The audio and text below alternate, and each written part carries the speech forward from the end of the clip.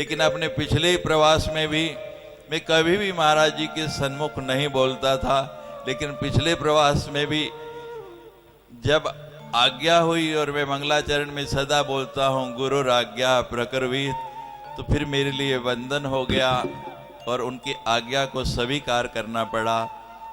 संत लोग ये भी उनकी एक कृपा है कि गूंगे को भी बुलवा लेते हैं। और मेरे सदगुरु महाराज ब्रह्मलीन स्वामी जी, वो मुझे यही कहा करते थे कि तू तो गूंगा है, करेगा क्या।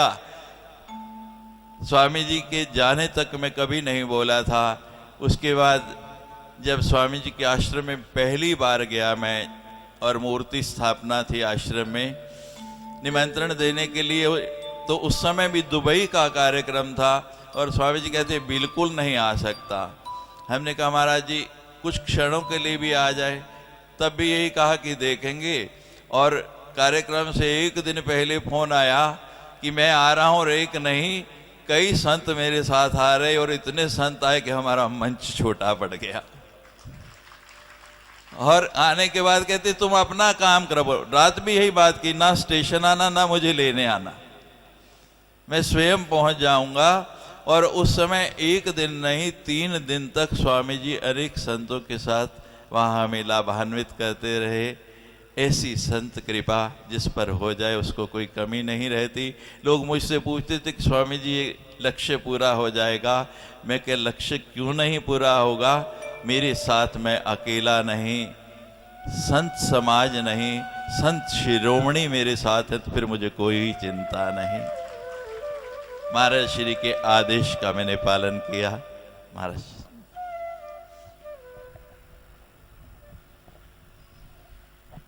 आज्ञा संत।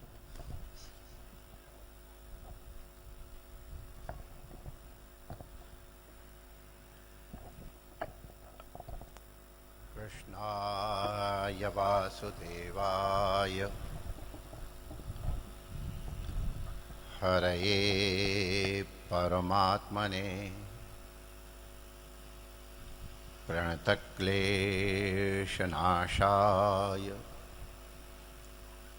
श्री गोविंदाय नमो नमः।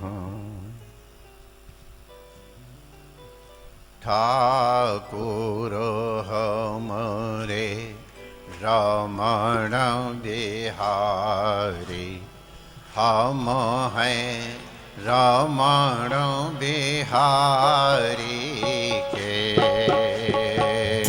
ठाकुर हमारे रमण बिहारी, हम हैं रमण बिहारी के। ठाकुर हमरे रमण बिहारी, हम हैं रमण बिहारी के। ठाकुर हमरे रमण बिहारी, हम हैं रमण बिहारी के। ठाकुर हमारी माता रानी, हम हैं माता रानी के। ठाकुर हमारे माता रानी, हम हैं माता रानी के। ठाकुर हमारी माता रानी, हम हैं माता रानी के। ठाकुर हमारे माता रानी, हम हैं माता रानी के। ठाकुर हमरे हनुमत दादा, हम हैं हनुमत दादा के। ठाकुर हमारे हनुमत दाता,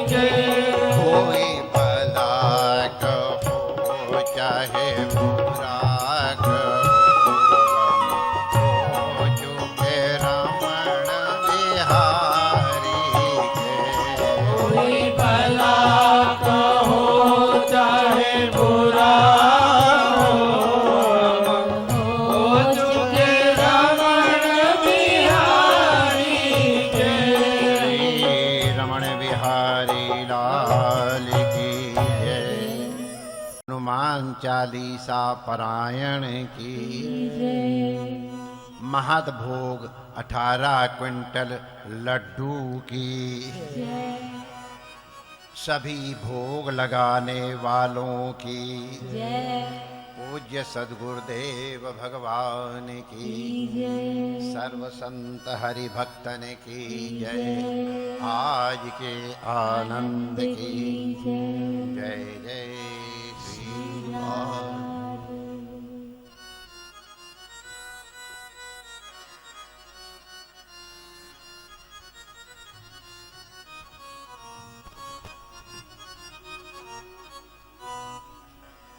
नारायण नारायण नारायण नारायण।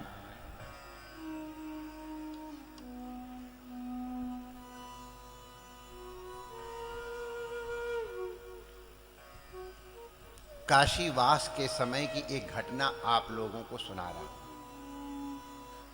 पूज्य स्वामी जी ने अभी हम लोगों को स्मरण कराया दृष्टि के विषय में।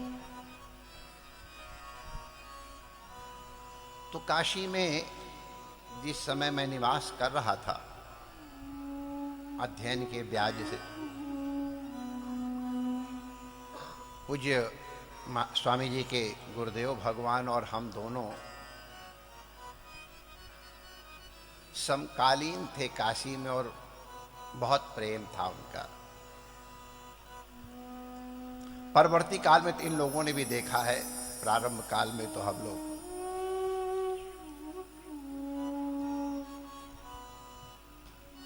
बल्कि पूज्य मंडलेश्वर जी महाराज का तो सन्यास भी हमारे सामने ही हुआ। पहले जब हम काशी में थे वो तो ब्रह्मचारी ही वेश में थे, लेकिन अद्भुत महात्मा थे। जब भी रहे काशी में रहे तो अद्भुत, वही मस्ती वही फाका मस्ती, और हमसे विशेष रूप से बहुत निकट का प्रेम, थोड़ा हंसी मजाक तक का प्रेम।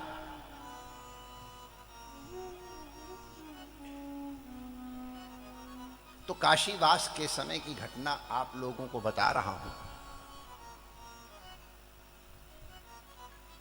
एक संत हमसे मिलने के लिए काशी में आए। संत हमारे ऊपर दया करते ही हैं। ये हमारे ऊपर हमारे गुरुदेव की और ठाकुर जी की अपार कृपा है कि हमको संतों का प्रेम सदैव से प्राप्त हुआ, हर तरह से। निर्वाणों का भी, स्थानधारियों का भी, विरक्तों का भी, नागाओं का भी, निर्वाणों का भी, मंडलेश्वरों का भी, विद्यार्थियों का भी, ब्रह्मचारियों का भी, तपस्वियों का भी, सब प्रकार के कुटीचक बहुदक जितने हैं सबने बहुत प्रेम किया। विरक्त भी हमको अपनी बिरादरी का मानते हैं, निर्वाण भी अपनी बिरादरी का मानते हैं, और मंडलेश्वरों के तो साथ साथ मैं भी पीछे पीछे बैठ ही जाता हूं तो वो भी अपना मानते हैं। बहुत प्रेम। तो एक निर्वाण संत हमसे मिलने की दृष्टि से उधर कहीं विंध्याचल की तरफ से आ रहे थे। रामनगर में उतर करके और गंगा पार करके, और हम उस समय रविंद्रपुरी, जिसको आजकल न्यू कॉलोनी कहते हैं, 80 घाट के पास में हम रहा करते थे, पंचायती अखाड़ा के मकान में। और वहां हमसे मिलने के लिए आए, हमारे ऊपर कृपा करने, आशीर्वाद देने के लिए पधार रहे थे। उनकी कृपा, जैसा हमने बताया, चल के आ रहे थे दर्शन देने। हम प्रातः काल गंगा स्नान करके श्री केदारेश्वर पे जल चढ़ा करके या वहां पर जल चढ़ा करके और आ करके शिवाभिषेक नित्य करते थे। काशी रहते समय भी हमारा ये पंचदेव उपासना चलती थी। तो उस समय तो ये सब जो बाबा साहब या पूज्य महेशान ये सब कोई थे नहीं, हम ही अकेले थे। एक पंडित जी थे, वो हमारी सहायता करते थे, बाकी तो हमको महाराज जी ने सिखाया था साधु सेवा धर्म हमारा। तो इसलिए अगर हम ठाकुर जी का अभिषेक भी कर रहे हो, शिव जी का अभिषेक भी कर रहे हो, और कोई संत आते थे तो मैं श्रृंगी ऐसी करके, माने अभिषेक वहीं बंद करके और भोले बाबा से कहता था, अब भोले बाबा प्लीज बैठो थोड़ी देर ठंड में, मैं जरा संतों की सेवा कर लूं, संतों की सेवा के बाद फिर आपकी सेवा करूंगा। और भोले बाबा कभी नाराज नहीं हुए, बड़े प्रसन्न हैं, हाँ जाओ करो, हम तब तक मौज ले रहे हैं, आपस में बैठ के गप्पे मारेंगे। ठंड में बैठे अभिषेक। तो एक दिन हम इसी तरह शिवाभिषेक कर रहे थे और तब तक एक निर्वाण महात्मा आ गए। निर्वाण महात्माओं की आप जानते होंगे पहचान, वो भस्म धारण करते हैं, सिर पे जटाजूट धारण करते हैं, बड़े तपस्वी होते हैं, सिला हुआ वस्त्र धारण नहीं करते, प्रायः कटी के ऊपर नग्न ही रहते, एक दुपट्टा सा कोई रखा तो रखा, नहीं तो बस। बड़े पवित्र महात्मा होते हैं, बड़े तपस्वी महात्मा होते हैं। तो वो आए निर्वाण संत को देख करके, तो हमने शंकर जी कहा, माय डियर अब आप प्रतीक्षा करो, मैं जरा संतों की सेवा कर लूं। और ये हम कोई अशास्त्रीय बात नहीं कह रहे, भगवान रघुनाथ भी आदेश देते हैं, मुंह से संत अधिक कर लेखा।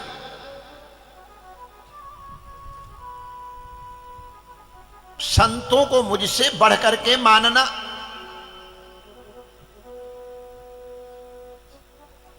भगवान भी उनके पीछे पीछे चलते हैं, जिससे कि उन संतों की चरण धूल उड़ करके उनके माथे पर पड़ जाए तो पवित्र हो जाए। भगवान कहते हैं मैं संतों के पीछे पीछे इसलिए चलता हूं, उनकी चरण धूल मेरे ऊपर पड़ जाए तो मैं पवित्र हो जाऊं।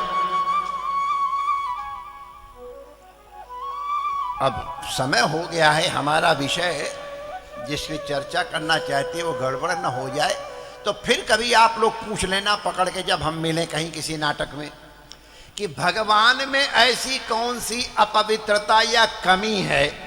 अरे भगवान तो परिपूर्ण है, कर्तुम अकर्तुम अन्यथा कर्तुम समर्थ है,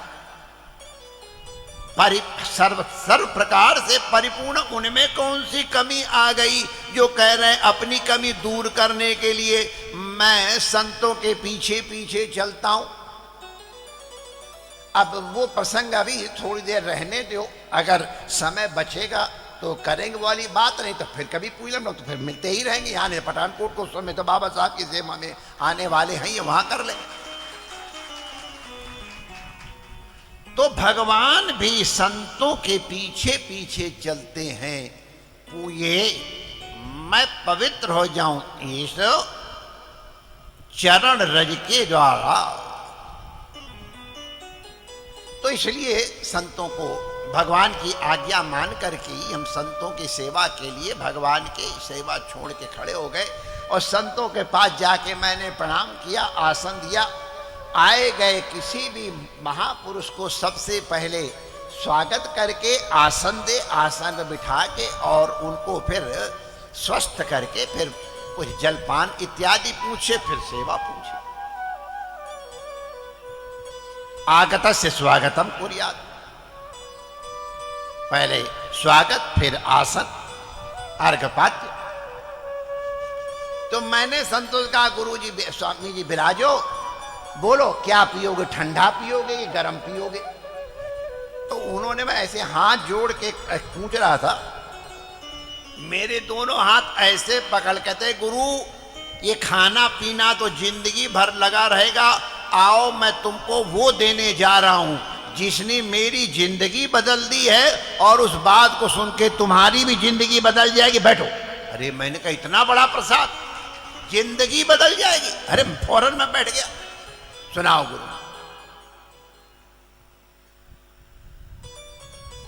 बड़ी श्रद्धा पूर्वक मैं बैठ गया। संतों के प्रति हमारी श्रद्धा वैसी ही बहुत है, और वो जब उन्होंने कहा जिंदगी बदल जाएगी तो हम बड़े प्रसन्न में बैठ गए। तो उस दिन सवेरे की वो घटना सुना गई कि गुरु मेरे लिए यही संबोधन लोग करते हैं, मैं क्या करूं। गुरु ही कह के बुलाते हैं। मैं आपसे मिलने के लिए आ रहा था, गंगा पार करना था। हमने सोचा चलो जल्दी चलते हैं, वहीं गंगा में स्नान करेंगे, तिलक छापा करेंगे, पाठ करेंगे, जब नाव आएगी तो चले आएंगे। उस समय केवल एक पुल राजघाट का था और बाकी आना जाना नाव से। अब तो भगवान ने कई पुल बनवा दिए। तो नाव की प्रतीक्षा के लिए वो आके स्नान कर रहे। स्नान करके तिलक छापा लगाया और पाठ कर रहे थे, विश्वम विष्णुर वषट्कारो भूत भव्य भवतो। देखो, जल से स्नान करने के बाद बाह्य शुद्धि होती है।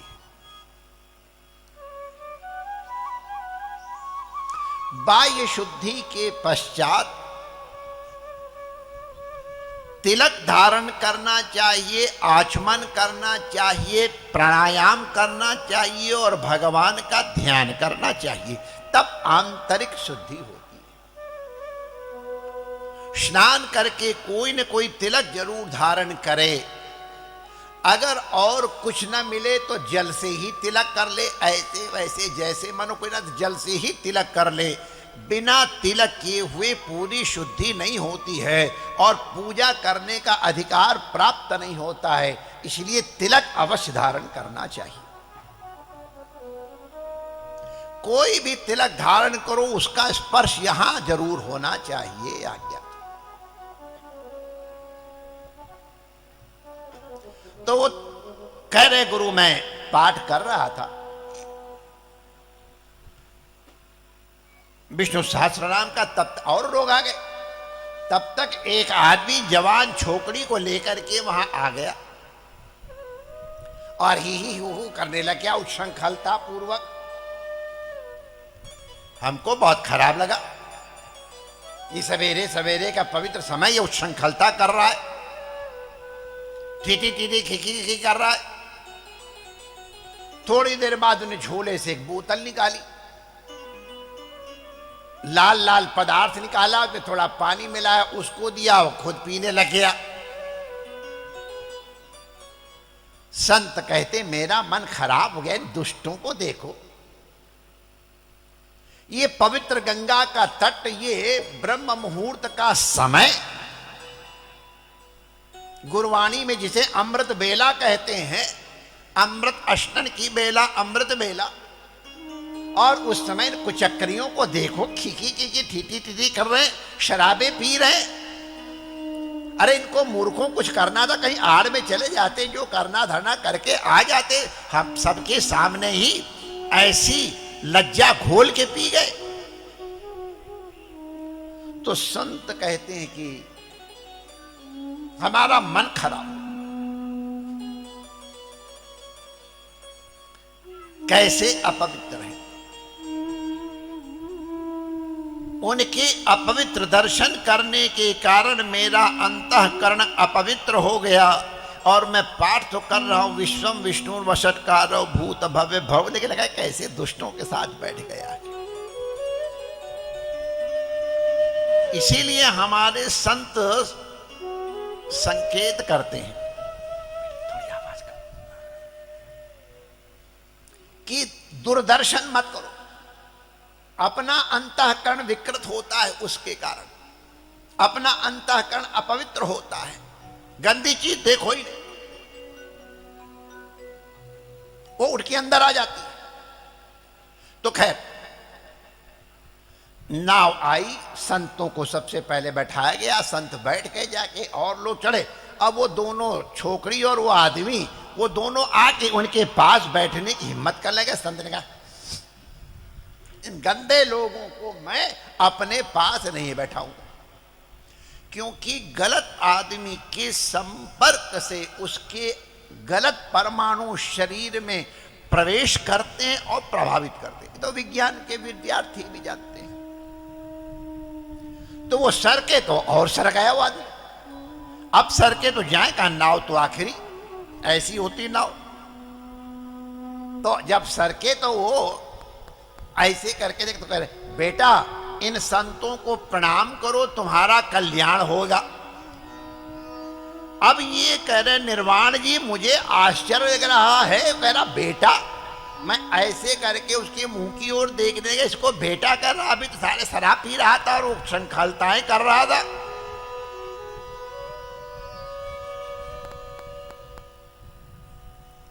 ये बैकग्राउंड रहने ही दो यार, हम ही बहुत बैकग्राउंड है।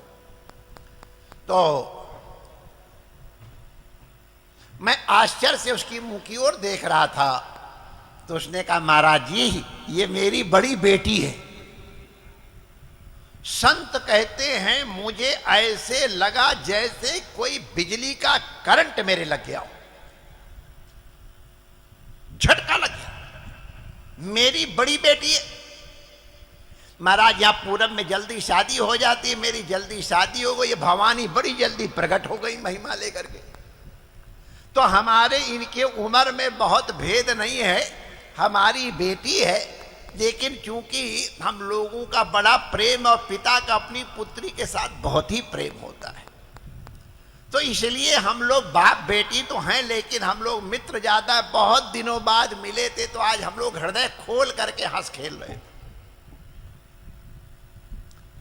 महाराज बचपन में एक बार इसको बुखार आया था, ये संतरे का रस मांग रही थी, मैंने नहीं पिलाया था, तो ये कह रही हमारी तुम्हारी खुट्टी, मैं मम्मी की बेटी बन जाऊंगी या मैं तुम्हारी बेटी नहीं रहूंगी, जाओ।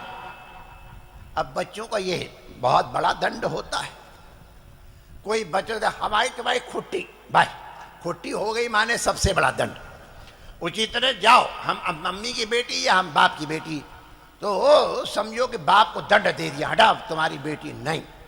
अब मम्मी कहाँ से ले आएंगे या खाली पापा कहाँ से ले आएंगे, ये उनको कहाँ मालूम, बस अपना काम निकालना। बच्चों को ये बहुत बढ़िया आता है, बाप से काम निकालना हो तो मम्मी का, मम्मी से निकालना हो तो बाप का, आसरा लेकर। आशीर्वाद बहुत आनंदित हो, मेरी बेटी बहुत दिनों बाद मिली, आप इसको आशीर्वाद दो। तो वो संत अभी तक तो रुआसे से थे, हमारे हाथ पकड़ के कहते गुरु, आंसू बहने लगे। मैं उसको आशीर्वाद क्या देता, मेरा मन कर रहा था नाव अगर किसी तरह फट जाए तो मैं इसी बीच गंगा में डूब करके मर जाऊं। मैंने साधु वेश धारण कर रखा है और हमारी ऐसी कुदृष्टि, ये बाप बेटी का प्रेम, और मैंने इसमें दुर्दर्शन किया। ये तो पी रहे संतरे का शरबत और हमने उसमें शराब देखी। गुरु ऐसे करके जोर से हिचकी मार के रो पड़े, सृष्टि नहीं बिगड़ी है, हमारी दृष्टि बिगड़ी है, इसलिए सृष्टि को सुधारना नहीं है, अपनी दृष्टि को सुधारना।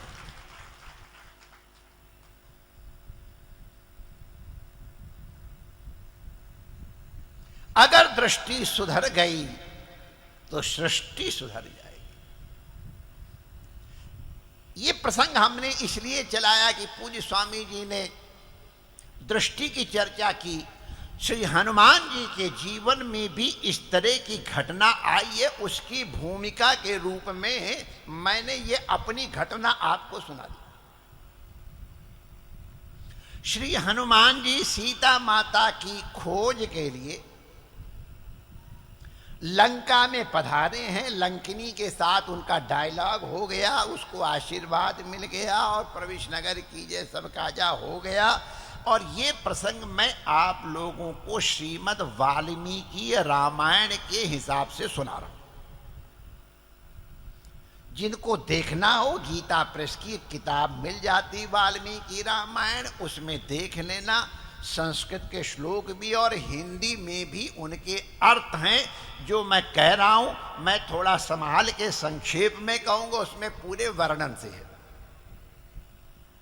तो इधर उधर घूमने के बाद हनुमान जी रावण के अंतःपुर में प्रवेश करते हैं। अंतःपुर माने जो उसका प्राइवेट बेडरूम था। बेडरूम क्या था, इससे बड़ा हॉल था। उसका पलंग कितना बड़ा होगा तुम समझ सकते हो। हनुमान जी जिस समय पहुंचे हैं उस समय रावण भोग विलास करने के अनंतर विश्राम कर रहा था। इसका मतलब सवेरे के लगभग 3 बजे के 3:30 बजे के समय का अवसर होगा। वाल्मीकि रामायण में विशेष वर्णन है, मैं संक्षेप में बताता हूं। रावण की इस भोग विलास की लीला में सहयोग देने के लिए न जाने कितनी अनिंद सुंदरी बालिकाएं वहां उपस्थित थी। उसमें नाग कन्याएं भी थी, उसमें गंधर्व कन्याएं भी थी, ऋषि कन्याएं भी थी, उसमें देव कन्याएं भी थी, सब प्रकार की राक्षस की कन्याएं भी थी। और वो सबके सब वाल्मीकि रामायण के अनुसार रावण के गुणों पे आकर्षित होके आई थी। तो उन सबके ने भोग विलास में रावण को सहयोग दिया। अब भोग विलास में उसका क्या डिनर रहा होगा वो आप लोग कल्पना कर लो, और क्या ड्रिंक्स रही होंगी वो भी आप समझ लो। माने मैं रावण की बात कर रहा हूं, राक्षसों के भोजन की। आप लोगों में अगर किसी का हो तो I am not commenting on that, no no no no, मैं तो केवल रावण की चर्चा करा रहा हूं। ये सब खा पी करके और वो भक्ष और अभक्ष का जो ध्यान न रखे उसे और हम क्या कहें। तो खैर अभी हम रावण पे कंसंट्रेट करते हैं और लोग छोड़े दे रहे हैं। तो Ravan eat drink and be merriment करके और लेट गया था। अच्छा, इसके पहले हनुमान जी ने सीता माता के दर्शन नहीं किए हैं, केवल उनके लक्षण सुने हैं कि उनके नेत्र ऐसे हैं, उनकी नासिका ऐसी है, उनके वर्ण, उनके शरीर से ऐसी सुगंध आती है। ये सब लक्षण उन्होंने सुन रखे थे और उन लक्षणों से वो मैच कर रहे थे जितनी वहां पर सुंदरियां लेटी थी। अच्छा, वहां पर सुंदरियां लेटी माने ड्रिंक करके सो रही थी, इसलिए उनको अपने शरीर का कोई भान नहीं था। किसी का ये अंग अधखुला था, किसी का ये अंग अधखुला था, कोई ऐसी स्वप्न में जो देख करके चेष्टा कर रही थी, कोई किसी का आलिंगन कर रही थी, माने नाना प्रकार के जो आचरण होते वो कर रही थी। और हनुमान जी ऐसे गौर करके प्रत्येक को देख रहे थे। ये तो सीता नहीं, इसकी आंखें तो बहुत अच्छी लेकिन नाक टेढ़ी है, नो।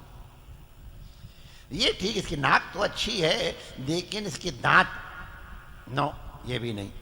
तो इससे एक एक को वो देखते जा रहे तो और क्रॉस लगाते, सबको क्रॉस कर दिया, इसमें कोई सीता नहीं। अंत में रावण के बिस्तर के पास गए तो वहां एक स्त्री देख के खुश, हाँ ये सीता है।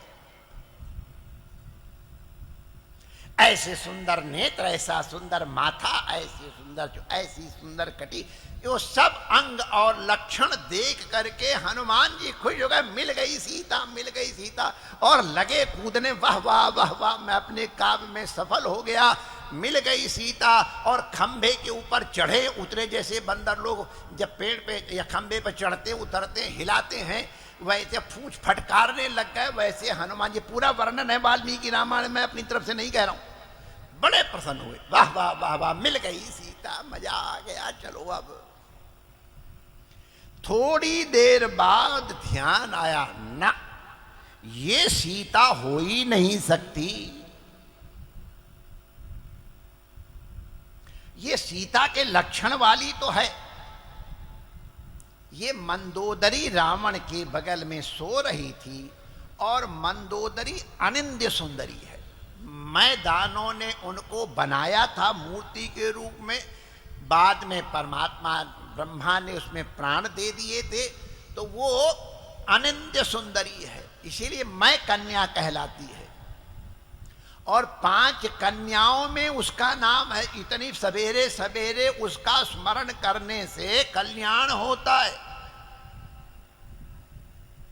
राक्षस के घर में विवाही गई लेकिन अपने पवित्र आचरण के कारण बड़े बड़े संत महापुरुष पंच कन्याओं के स्मरण के समय मंदोदरी का भी स्मरण करते हैं।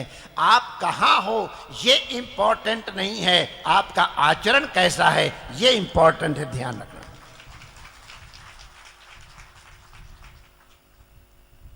मंदोदरी को देख के प्रसन्न हुए हनुमान जी ने कहा, लेकिन no she cannot be Sita, ये सीता नहीं हो सकती, मेरी मां नहीं। यद्यपि ये सुंदरी हैं, माता जी के लक्षण इनसे मैच करते हैं, लेकिन ये तो रावण के बगल में लेटी हुई है, ये कैसे सीता होगी? अच्छा मान लो कोई जोर जबरदस्ती लिटाई गई हो, तो जोर जबरदस्ती से मान लो लिटाई गई हो, यद्यपि संभव नहीं लेकिन मान लो लिटाई गई हो, तो जिस तरह से ये प्रसन्न है, जिस तरह से संतुष्ट है, ये संतुष्टि का लक्षण कभी हमारी माता पे आएगा ही नहीं। किसी एक व्यक्ति ने स्त्री के सौंदर्य के कुछ लक्षण गिनाए थे, उसमें कहा था सबसे टॉप का लक्षण ये है कि she should be happily married. उसका विवाह बहुत सुखमय होना चाहिए।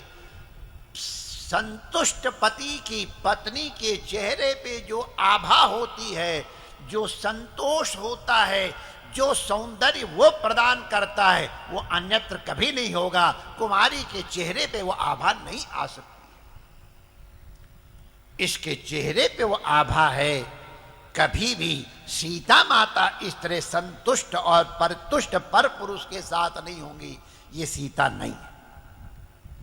जैसे ही ये सीता नहीं है ये निर्णय हो गया, हनुमान जी का उत्साह ठंडा हो गया।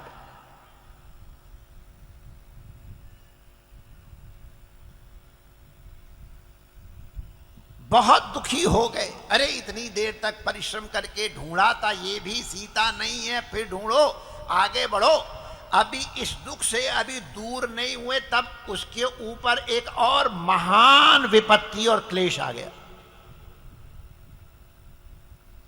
हनुमान जी को लगा मेरा जिंदगी भर का ब्रह्मचर्य व्रत आज खंडित हो गया।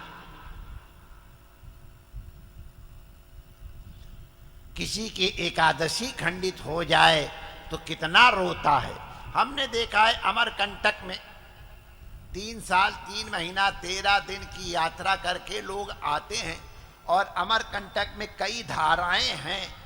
अनजाने में अगर 3 साल 3 महीना 13 दिन की यात्रा करके और कोई यात्री अगर उसको क्रॉस कर जाता है, कैसे रोता है वो तुम लोग कभी देखे नहीं हो कि हाय मेरा 3 साल 3 महीना 13 दिन का परिश्रम व्यर्थ हो गया, प्राणांतक कष्ट करके रोता हमने देखा। और हनुमान जी का तो सारे जीवन का संकल्प व्रत खत्म हो गया। अरे ब्रह्मचारी, तूने आज एकांत में अर्धनग्न स्त्रियों के अंगों का दर्शन किया, चेष्टा पूर्वक दर्शन किया, उनकी सांसों को भी सूंघा। एकांत में परस्त्री का अर्धनग्न दर्शन ब्रह्मचारी के लिए अपराध है। तुम्हारा ब्रह्मचर्य व्रत खंडित हो गया। हनुमान जी को जैसे ही ये अनुभव हुआ कि मेरा ब्रह्मचर्य व्रत खंडित हो गया, सीता माता मिली नहीं, व्रत और खंडित हो गया, अब मैं क्या करूं, जीवन मेरा नष्ट हो गया, अब मैं प्राण दे दूंगा, मैं समुद्र में जाके डूब जाऊंगा। बहुत दिव्य वर्णन वहां है। हनुमान जी बड़े पीड़ा में अपने शरीर को छोड़ने के लिए तैयार। मेरा ब्रह्मचर्य व्रत खंडित हो गया। फिर चलो मरने के पहले रघुनाथ का स्मरण कर लें। देखो बंधुओं, चाहे विपत्ति का समय आवे, चाहे संपत्ति का समय आवे, जब भी हो अपने इष्ट देव और अपने गुरुदेव का स्मरण जरूर कर लेना। हरि स्मृति सर्व विपद विमोक्षणम, पुराण का वचन है। भगवान का स्मरण कर लेने से सारी विपत्तियां दूर हो जाती हैं। का हनुमंत विपत्ति प्रभु सोई, जब तब सुमिरन भजन न हो। जब तुम्हारा स्मरण भजन न हो, वही जीवन की सबसे बड़ी विपत्ति है। अगर भगवान की स्मृति बनी है तो सबसे बड़ी संपत्ति हुई। जैसे ही रघुनाथ का स्मरण किया हनुमान जी ने, वैसे ही ददामि बुद्ध योगम तम, उनकी बुद्धि का विकास हो गया। अरे हनुमान जी का नाम ही है बुद्धिमताम वरिष्ठम ज्ञानिनाम अग्रगण्यम। वो बहुत बड़े विद्वान भी हैं, सूर्य भगवान के डायरेक्ट डिसाइपल हैं, सब शास्त्रों के ज्ञाता हैं। उनकी कृपा से अष्ट सिद्ध नवनिधि के दाता, ये अणिमा महिमाएं जब अष्टयज्ञ हुए हैं, ये हनुमान जी की सिद्धियों का ही तो हैं। अष्ट सिद्ध नवनिधि के दाता ये हनुमान जी हैं हमारे, जिनका ये दिव्य आयोजन पूज्य स्वामी जी ने किया है। यहां हमारे सामने अणिमा दिखाई पड़ रही है, बहुत बढ़िया। हम लोगों को अणोरणीयान महतो महिया। तो खैर हम लोग अपने प्रसंग में आ जाएं समय के अंतर्गत। हनुमान जी को ध्यान आया, माय डियर, यद्यपि तुम रावण के अंतःपुर में एकांत में आए, लेकिन तुम्हारा स्त्री दर्शन का संकल्प नहीं था। स्त्री संकल्प माने उस तरह से, माता को खोजना है तो कहां जाओगे, जहां माताओं का आवास है। इसलिए अंतःपुर में आना हमारा ठीक। अब अगर सीता माता को देखना है तो उन स्त्रियों को देखना ही था, तो इसलिए मैं उन स्त्रियों को देख रहा था। उनकी जो अवस्था थी, उस अवस्था के मैंने दर्शन किए। लेकिन हनुमान जी अद्भुत बात कहते, जिसको कहने के लिए मैंने ये कथा उठाई। हनुमान जी ने कहा, यद्यपि मैंने इन अर्धनग्न स्त्रियों के दर्शन किए, इनके कपड़े हटे हुए हैं, इनकी चेष्टाएं इधर उधर की हैं, लेकिन इन सब को देखते हुए मेरे मन में किसी भी प्रकार का भेद, काम की भावना नहीं आई। मैं तो उनमें अपनी मां के दर्शन करना चाहता था, स्त्रियों के दर्शन किए ही नहीं। हनुमान जी ने वाल्मीकि रामायण में श्लोक याद कर लेना, पढ़ लेना। मनुष्य के पाप और पुण्य का निर्णय करने में उसके मन की चेष्टा प्रमाण होती है। चूंकि मेरा मन अपवित्र नहीं हुआ, मेरे मन में इनके शरीरों का, अंगों का दर्शन करने का कोई प्रभाव नहीं हुआ। मैं तो एकमात्र अपने इष्ट की आज्ञा से, अपनी स्वामी की आज्ञा से, अपनी माता के अन्वेषण में लगा था। मेरा समग्र ध्यान वहां था। इन अर्धनग्न स्त्रियों के दर्शन करते समय भी मेरा मन पवित्र रहा, इसलिए मेरा ब्रह्मचर्य व्रत खंडित नहीं। माय डियर, प्रारब्ध के कारण न जाने तुमको कौन कौन सी परिस्थिति में पड़ना पड़ सकता है। परिस्थितियां तुम्हारे हाथ नहीं होंगी, लेकिन उन परिस्थितियों में तुम्हारा मन कहां होता है, ये 100% तुम्हारे हाथ।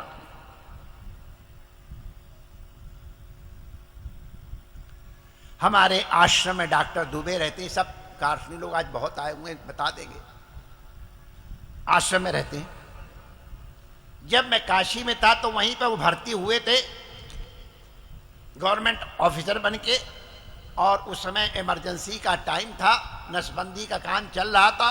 ये नसबंदी का ऑपरेशन किया करते थे।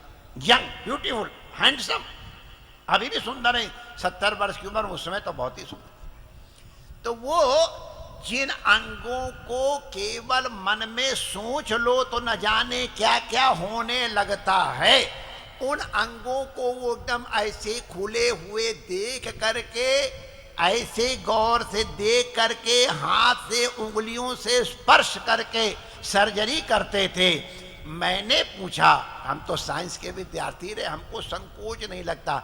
मैंने कहा डॉक्टर, जिन अंगों का चिंतन करने से शरीर में न जाने क्या क्या होने लगता है, वो अंग तुम्हारे सामने खुले हैं, तुम उनको देख रहे हो, हाथ से स्पर्श कर रहे हो, तुम्हारे ऊपर इसका कोई इफेक्ट होता है?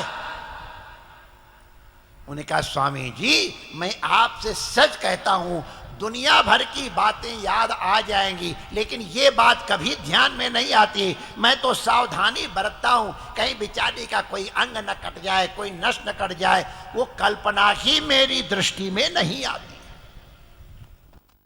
पाप तुम्हारे मन से होते हैं, अंतःकरण से होते हैं। जिस तरह की तुम्हारी दृष्टि होगी, उस तरह की तुम्हारी सृष्टि होगी। जब अन्य समय में उनको वही दिखाई पड़ता है, क्यों नहीं दिखाई पड़ता? अगर बाल बच्चे वाले हैं डॉक्टर साहब, तो वो भी उनका अनुभव है, लेकिन जब सर्जरी कर रहे हैं तो वही अंग उनको किसी और तरह दिखाई पड़। हनुमान जी की इस चर्चा से हम लोग सीखें, हम अपनी दृष्टि सुधारें। सृष्टि को कोई नहीं सुधार पाया, कन्हैया भी नहीं सुधार पाया, तो तुम क्या खाक सुधारोगे? परित्राणाय साधूनाम विनाशाय च दुष्कृताम धर्म संस्थापनार्थाय की प्रतिज्ञा लेकर के आए, और उनके घर में क्या हो रहा है? उनके नाती पोता संतों के पास जाते हैं, शाम को सुंदर लड़की बना करके, पेट में कपड़ा, महाराज ये बहू बड़ा संकोच कर रही है, इसकी बेटी होगा कि बेटा होगा? ये कृष्ण के खास वंशधर कर रहे हैं, परित्राणाय साधु नाम के यहाँ वाले, और तब जा तेरे इसके पेट से मूसल होगा, तेरा वंश का नाश हो जाएगा। ये हम लोग जानते हैं घटना। तीर्थ यात्रा करने गए और वहां शराब लेके गए, वहां तो शराब मिलती नहीं, तो शराब कहां से गई होगी? द्वारिका से गई होगी, तो द्वारिका में शराब रहती है। वहां जुआ खेला उन लोगों ने, तीर्थ करने गए थे, जुआ खेलने की कोई जगह थी, वहां जुआ खेला, और जुआ खेलते खेलते शराब पीते पीते झगड़ा हुआ, सारे वहीं जय श्री कृष्ण हो गए। मैं कह क्यों रहा हूं कि कन्हैया तो अपने वंश को सुधार नहीं पाए, तुम क्या खाक सुधारोगे? दुनिया को छोड़ो, पहले अपने को सुधार लो। अगर तुम सुधर गए तो सृष्टि सुधर गई, और सृष्टि सुधरी है और तुम बिगड़े हो तो तुम्हारा जीवन किसी काम का। जैसे पैर में जूते पहन लो तो दुनिया में कितने कांटे हो, कितनी धूप हो, आंख में चश्मा लगा लो, सिर पे छाता लगा लो, तुम्हारे लिए सारी दुनिया चमड़े से मढ़ी हुई, कांटों से रही ठंडी है।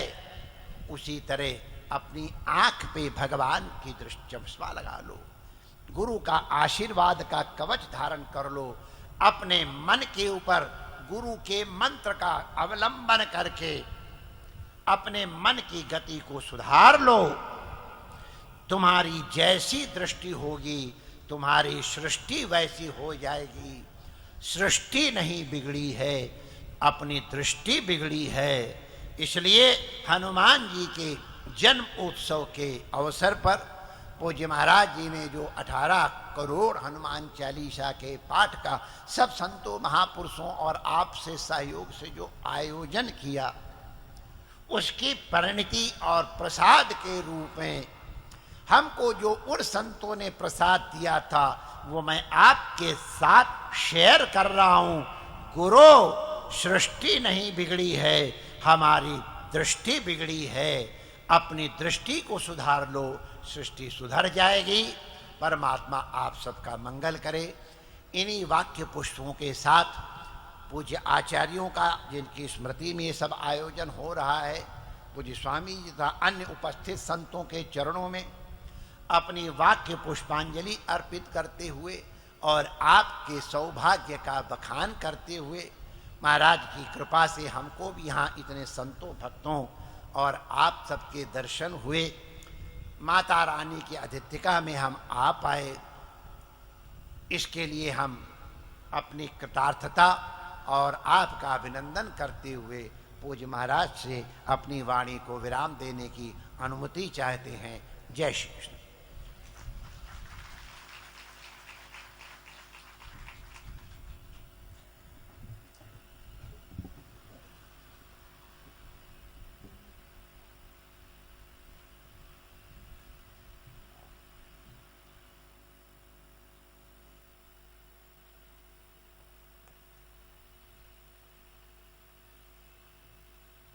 बोलिए सदगुरु भगवान की जयकारा। वीर बजरंगी।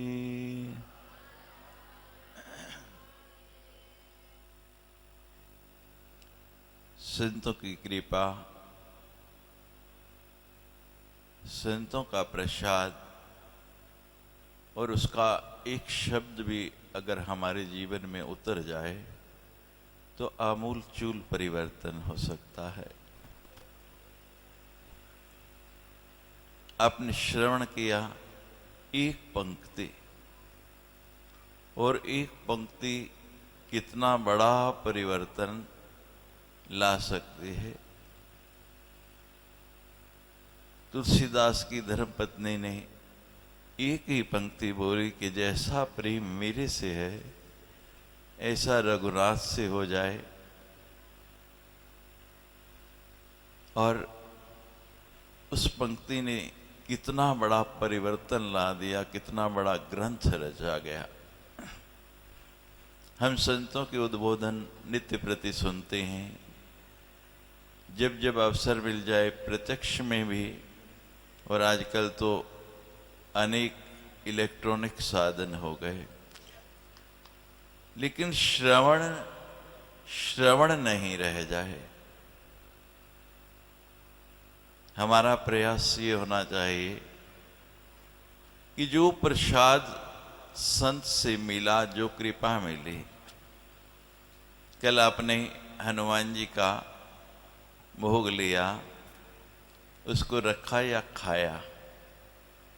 मुझे साधारण सी बात आपसे पूछनी है, उस प्रसाद को खाया या रखा?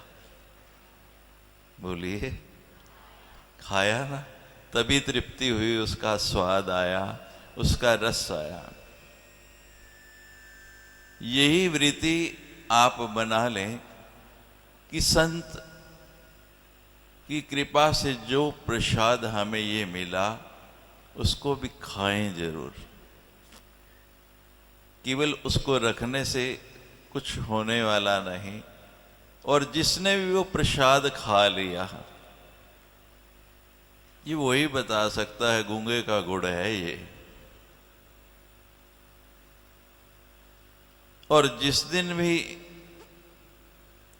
एक पंक्ति भी आपके जीवन में उतर गई, कल मुझे यहाँ मीडिया वाले पूछ रहे थे कि स्वामी जी 18 करोड़ जप हुआ, कितने लोगों ने किया होगा? मैंने कहा ये संख्या मुझे नहीं पता कितने लोगों ने किया, वो मैं गिन भी नहीं सकता,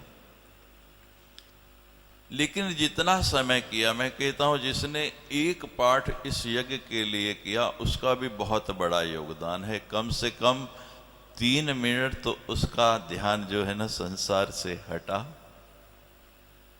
मेरा एक प्रयास था कि लोग किसी ना किसी माध्यम से, आजकल समस्या है, हर व्यक्ति कहता है समय नहीं, तो कम से कम समय में, और हमने तो इतनी छूट दी कि चलते फिरते घूमते, ट्रेन में, प्लेन में, गाड़ी चलाते हुए आप कहीं भी करें, कभी भी करें, लेकिन हनुमान चालीसा जरूर करें। नारियों को मैंने कहा कि आटा गूंदते हुए, तब भी समय नहीं मिलता, कोई बात नहीं, बर्तन मांजते हुए, और हनुमान चालीसा का तो प्रारंभ ही यही है, निज मन मुकुर सुधार। अपने मन को सुधारें। हम सचमुच महाराज श्री के सदा ऋणी रहेंगे। इतनी सुंदर शिक्षाएं जब जब भी अवसर मिला, मुझे पता नहीं है आप लोग या बाकी लोग क्या, लेकिन मुझे तो हर बार इतना दे देते हैं कि अगले मिलन तक और किसी वस्तु की जरूरत ही नहीं रहती, और इतना पात्र भर जाता है। और विचार करते करते करते करते, और अनेक बार ऐसा हुआ, कई बार मेरे मन में कई शंकाएं उठती हैं, कोई बात आती है। अभी उज्जैन कुंभ से पहले कुछ शंका मेरे मन में थी, कई संतों से मैंने पूछा, लेकिन समाधान नहीं हो रहा था। देखिए, कृपा खींचती है, वो योग बनाती है। मैं त्र्यंबक गया, मंदिर से दर्शन करके निकला, तो पुजारी जी मुझे कहने लगे, स्वामी जी कब आए? मैंने कहा आज ही आया था और दर्शन करके अभी शाम को लौट रहा हूँ। तो वहाँ से मुझे उन्होंने बताया कि स्वामी जी भी आए हैं। अब मैंने कहा समय तो है ही, आए हैं तो दर्शन करें। और देखो, त्र्यंबक में किसी को भी नहीं पता है कि स्वामी जी कहाँ होंगे, और ढूंढते ढूंढते ढूंढते ढूंढते आखिर मैं पहुंच गया और अवसर मिल गया बिल्कुल एकांत, क्योंकि किसी को भी जानकारी नहीं थी कि स्वामी जी वहाँ हैं। और जब हम संध्या समय भ्रमण कर रहे थे, स्वामी जी ने कहा मेरी एक जिज्ञासा है महाराज जी, और मैं जानना चाहता हूँ, मुझे वहीं बिठा लिया। कितनी सरलता, वहीं जहाँ घूम रहे थे वहीं बैठ गए, और एक लाइन के अंदर वो समाधान कर दिया जो कई संतों के पास जाने से मुझे नहीं मिला। मेरी सारी शंका निर्मूल हो गई, और मन के अंदर जो उसका सदा मंथन चल रहा था वो समाप्त होकर मन ऐसा शांत हो गया। ये संतों की कृपा है। जीवन में उद्वेग रहेगा, जीवन ऐसा है, और आजकल के भौतिक समय में तो बहुत ज़्यादा रहता है। और जब भी ऐसी स्थिति आए, संत चरण, संत वचन सुनने की चेष्टा करें, वो सब दूर हो जाएगा। महाराज श्री का बहुत बहुत आभार, बहुत बहुत धन्यवाद। उनकी कृपा सदा ऐसी बनी रहे। महाराज श्री ने जब निर्वाण लिया तो मेरे सिर पर ऐसा हाथ रखा, और मुझे गर्व है कि मुझे कभी भी ये अनुभूति नहीं होने दी कि महाराज श्री मेरे साथ नहीं हैं। उसी प्रकार जैसे उनका स्नेह था मेरे पास, उससे बढ़कर उनका स्नेह है। क्या क्या संस्मरण सुनाऊं आपको। प्रयागराज कुंभ में मैं गया,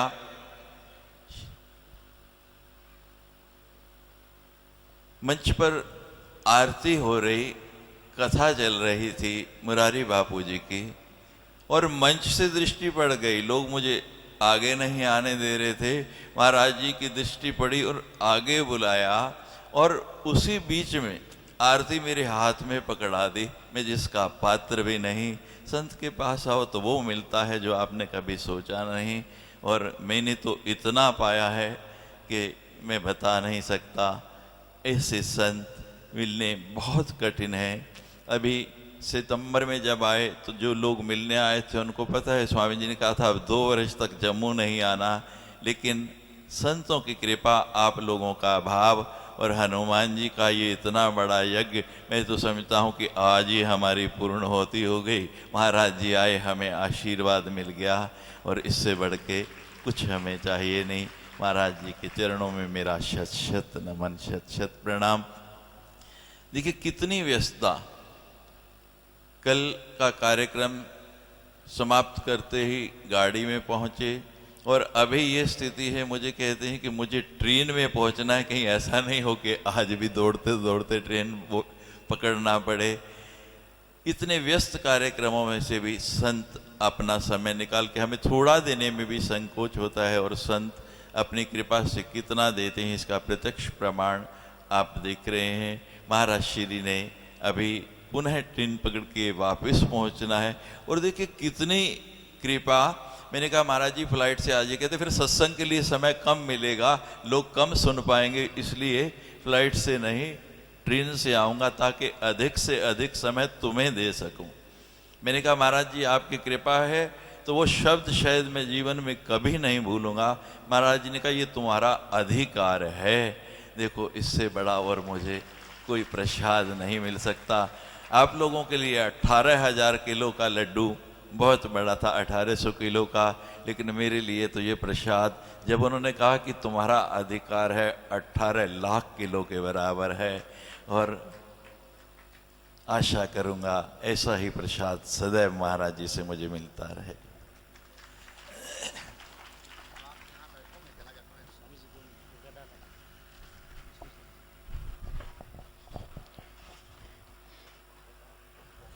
श्री गुरु शरणानंद जी महाराज के चरणों में कोटि कोटि प्रणाम। हम खड़े होकर अपना अभिनंदन, अपना सत्कार प्रकट करेंगे। अत्यंत सौभाग्यशाली हम सभी उपस्थित जन यहाँ कि इनके आशीर्वचन हमें सुनने को मिले, हमें इनके दर्शन प्राप्त हुए, और ये बात आज हम सभी यहाँ से गांठ बांध कर ले जाएंगे कि सृष्टि को ठीक करने का अधिकार तो नहीं, और पूरा भी नहीं होगा हमसे कभी। बस अपनी दृष्टि को संभाल लें तो सब ठीक हो जाएगा।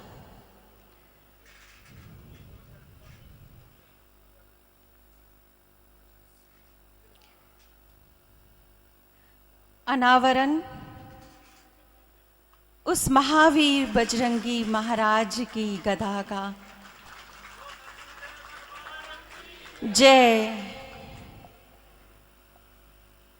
बोलिए मर्यादा पुरुषोत्तम भगवान श्री राम की जय। शंकर सुवन केसरी नंदन महाराज की। आपके चरणों में एक बार फिर कोटि कोटि प्रणाम गुरुदेव।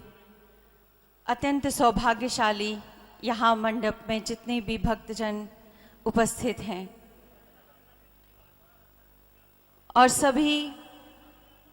सभी लोगों से हमारी नम्र प्रार्थना कि कृपया बीच में से थोड़ा सा मार्ग बना दीजिए, रास्ता दे दीजिए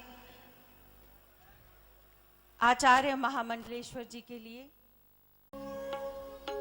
मारुति तुल्य वेगम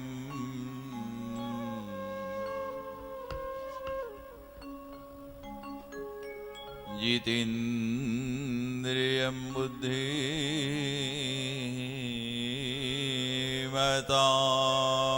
वरिष्ठम्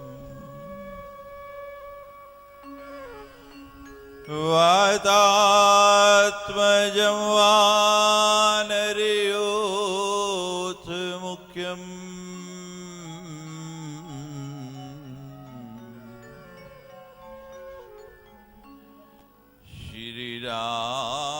श्रीरामदूतं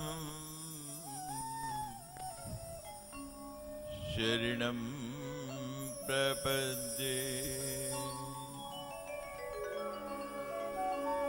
अतुलित बलिधामम्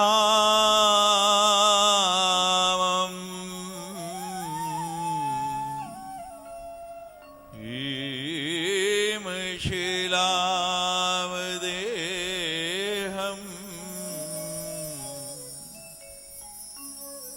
जनुजीवन कृशानुम् ज्ञानिनामग्रगण्यम्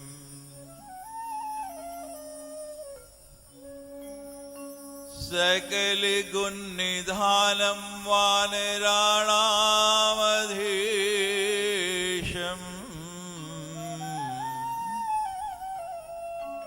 श्री रघुपति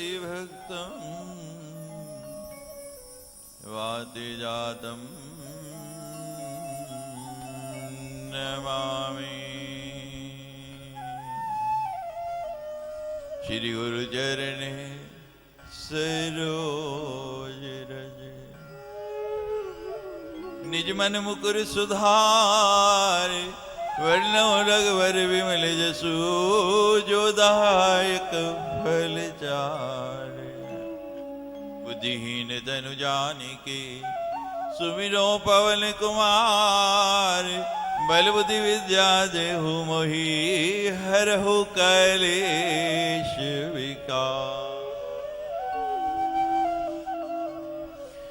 जय हनुमान ज्ञान गुण सागर जय कबीर तिहु लोके उजागर राम दूत अतुलित बल धामा अंजनी पुत्र पवन सुत नामा। महावीर विक्रम बजरंगी कुमति निवार सुमति के संगे कंचन वरण विराज सुवेशा कानन कुंडल कुंचित केशा। हाथ वज्र ध्वजा विराजे कांधे मूंज जनेऊ साजे शंकर सुवन केसरी नंदन तेज प्रताप महाजगवंदन। विद्यावान गुणी अति चातुर राम काज करिबे को आतुर प्रभु चरित सुनबे को रसिया राम लखन सीता मन बसिया। सूक्ष्म रूप धरि सिंह दिखावा विकट रूप धरि लंक जरावा। भीम रूप धरि सिर हरे रामचंद्र के काज सवारे लाए सजीवन लखन जाए।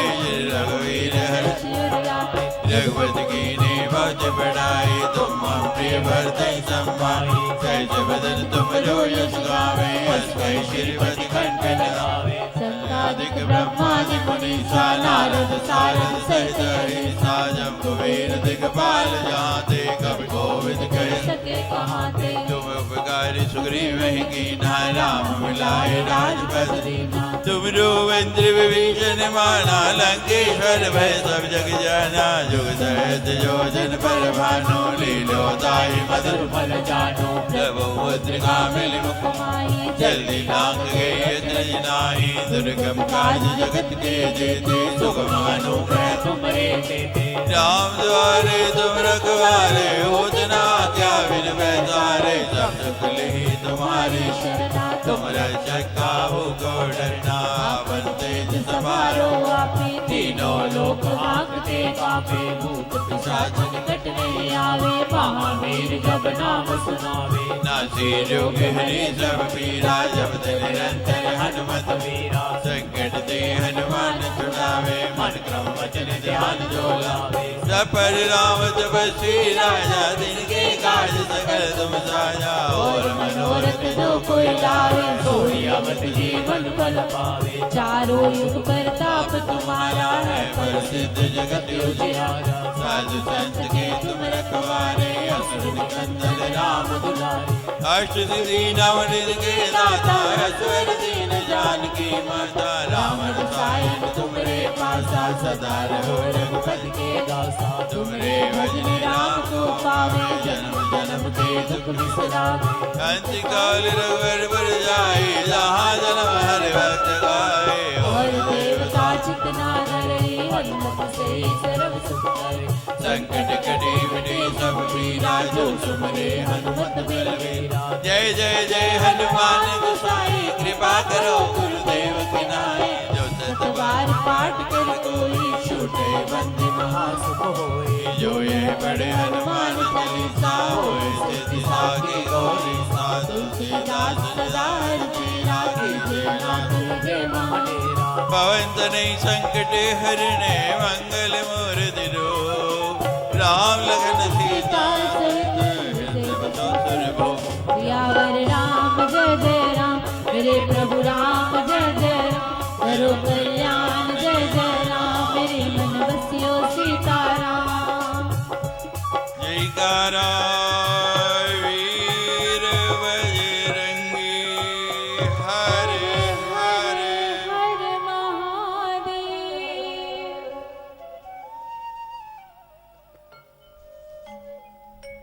हनुमान जी की कृपा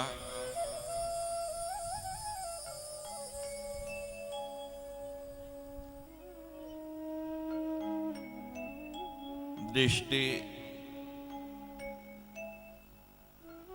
कैसी होनी चाहिए ये आपने श्रवण किया।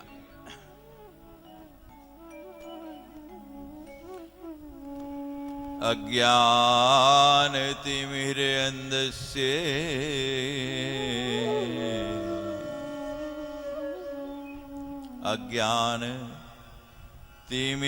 अज्ञानतिमिरन्धस्य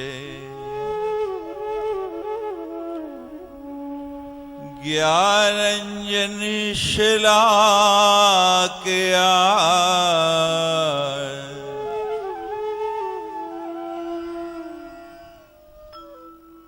अज्ञान तिमिर अंधस्य ज्ञानांजन शलाकया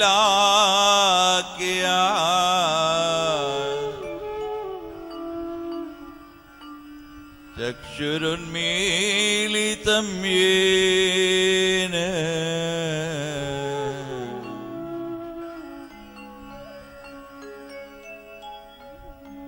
तस्मै श्री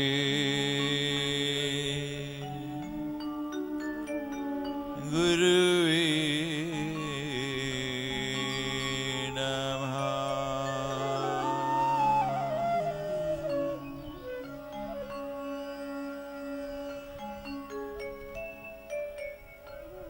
कोई चीज थोड़ी सी खराब होना तो उसके ठीक होने की आशा होती है, लेकिन जब बहुत ज्यादा खराब हो जाए फिर हमारी दृष्टि थोड़ी नहीं ज्यादा ही खराब हो चुकी है। साधारण दवा से वो ठीक होने वाली भी नहीं।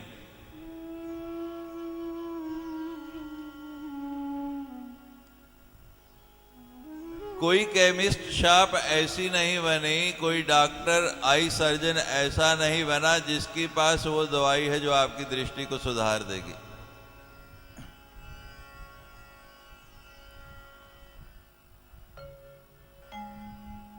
क्या उपाय है, क्या दवा है, क्या साधन है? ज्ञानांजन। समय बदल गया, नेत्र दोष हो जाता था, नेत्र का रोग हो जाए तो पहले लोग क्या करते थे?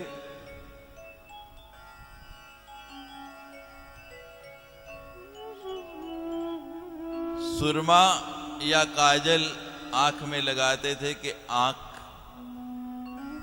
का रोग निकल जाए। उसको बनाने की विधि दूसरी थी, पुराने लोग जानते होंगे। कई बार आंख के अंदर मल ज्यादा हो जाए, आंख ज्यादा खराब हो जाए तो मल इकट्ठा होके आंख के ऊपर या नीचे कोने में एक छोटी सी दाने के रूप में उभर आता था।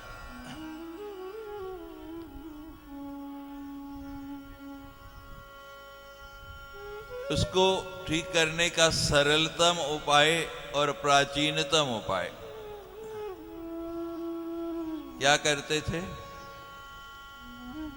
उस अंजनहारी के ऊपर, उस दाने के ऊपर हनुमान जी का सिंदूर लगा दिया जाता और वो धीरे धीरे उस सिंदूर की गर्मी से फट जाता और वो रोग ठीक हो जाता।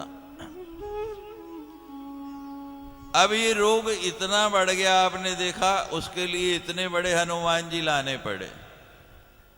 और कल आपने देखा उसके नीचे उनका सिंदूरी विग्रह भी प्रकट किया गया कि ये जो हमारी कुदृष्टि हो चुकी है उसका सुधार हो सके। क्योंकि हनुमान जी तो गुरुओं के गुरु हैं। अभी अभी आपने सुना महाराज श्री कह रहे थे, ज्ञानी नाम अग्रगण्यम, जिन्होंने स्वयं सूर्य से शिक्षा प्राप्त की। सूर्य प्रकाश है और अज्ञान अंधकार है।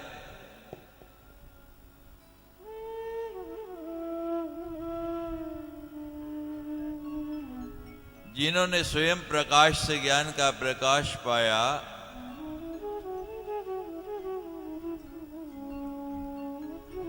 उनकी ज्ञान की तो कल्पना ही नहीं की जा सकती।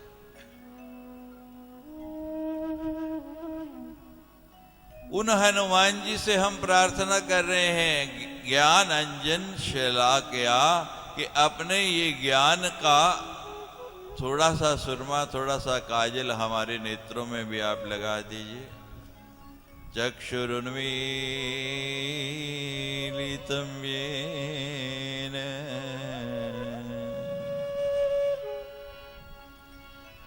तस्मै श्री गुरुवे नमः।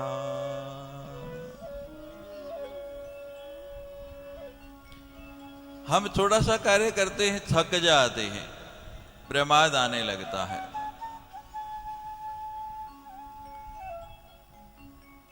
आप देखिए कितना व्यस्त जीवन होगा,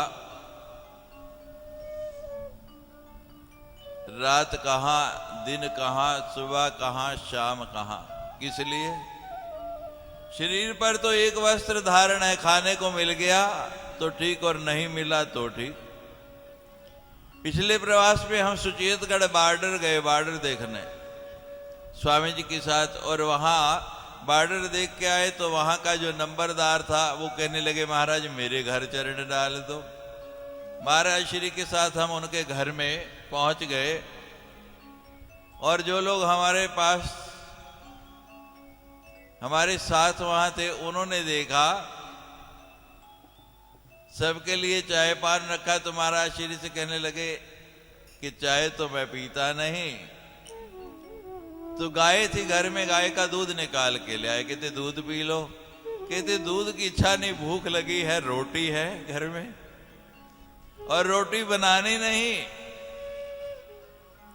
कोई दोपहर की बासी बची हुई होगी अंदर, वो निकाल के ला। आप बताओ, संत घर में आ जाए तो कोई बासी रोटी खिलाएगा? वो गदगद हो गए कि संत मेरे घर आए और रोटी मांगी है। तो अंदर महाराज नारियां लगी रोटी बनाने, फटाफट आटा गूंदने की तैयारी होगी, और महाराज जी तो सब जानते हैं, वहां बैठे बैठे ही कहते हैं कि भाई रोटी लाएगी या मैं अंदर ही आऊं? ताजी नहीं, मुझे बासी रोटी चाहिए। अब महाराज डरते डरते वो रोटी लेके आए, साथ में मक्खन का कटोरा लेके आए। स्वामी जी ने रोटी के ऊपर यूं मक्खन जरा सा ऊपर चीनी डाली और रोटी लपेट के ऐसे खा ली जैसे हम बचपन में खाते थे। ये संतों की कृपा होती है।